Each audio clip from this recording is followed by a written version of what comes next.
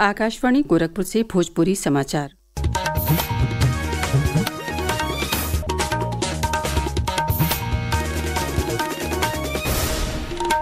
नमस्कार।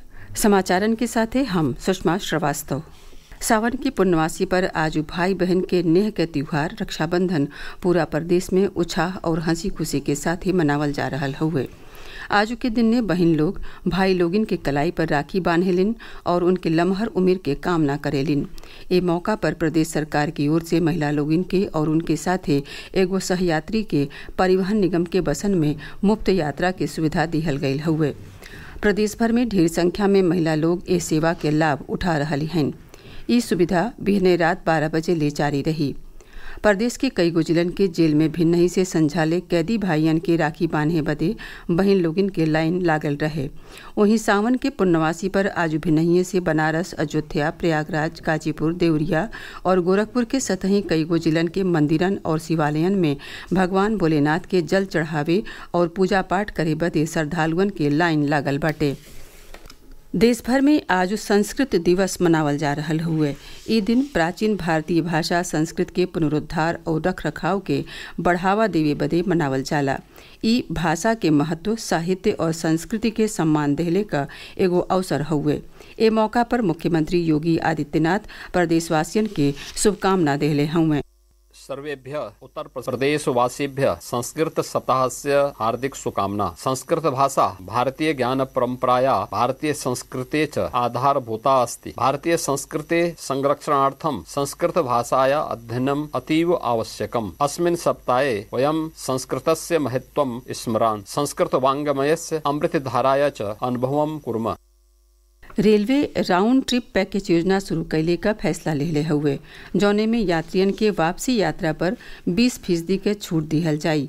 रेल मंत्रालय बतौलस कि यह योजना के जरिए बुक कैल गल टिकटन के किराया लौटावल नहीं जाई।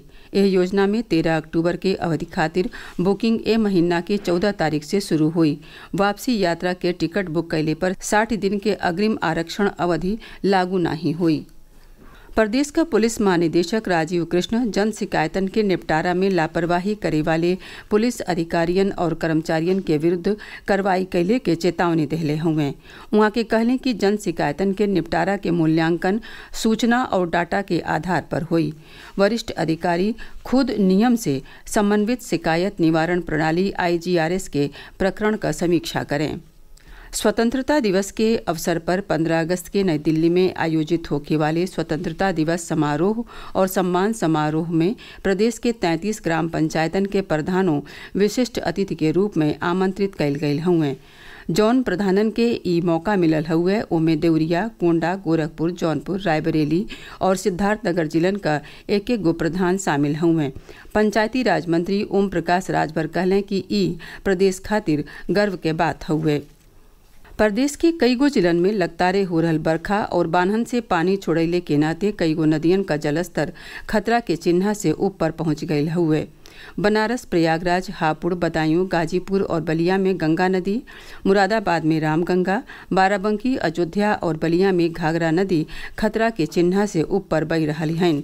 प्रदेश के 24 से अधिक जिले बाढ़ की चपेट में हैं। सरकार की तरफ से राहत और बचाव कार्य तेज कर दिए गए हैं। बाढ़ चौकियों को सतर्क कर दिया गया है और स्थानीय लोगों को सावधानी बरतने के निर्देश दिए गए हैं। मुख्यमंत्री योगी आदित्यनाथ के निर्देश पर प्रदेश सरकार के मंत्री लगातार अलग अलग जिलों का दौरा कर बाढ़ की स्थिति का जायजा लेने के साथ ही बचाव कार्यों की समीक्षा कर रहे हैं। उधर मौसम विभाग के मुताबिक आज शाम से कल तक प्रदेश के पूर्वी और पश्चिमी क्षेत्रों के कई जिलों में तेज गरज चमक के साथ भारी बारिश होने की संभावना है। समाचार कच्छ से मैं अरुण। प्रदेश का मुख्य सचिव SP गोयल सज्जो जिलाधिकारियन के हर घर तिरंगा अभियान में और यो जन भागीदारी बढ़ौले का निर्देश देले हुए। वहाँ के कहली कि यह अभियान के जरिए प्रदेश में 4 करोड़ 60 लाख झंडा फहरौले का लक्ष्य रखल गयल हुए और जन भागीदारी के जरिए यह अभियान के सफल बनावल जा सकेला।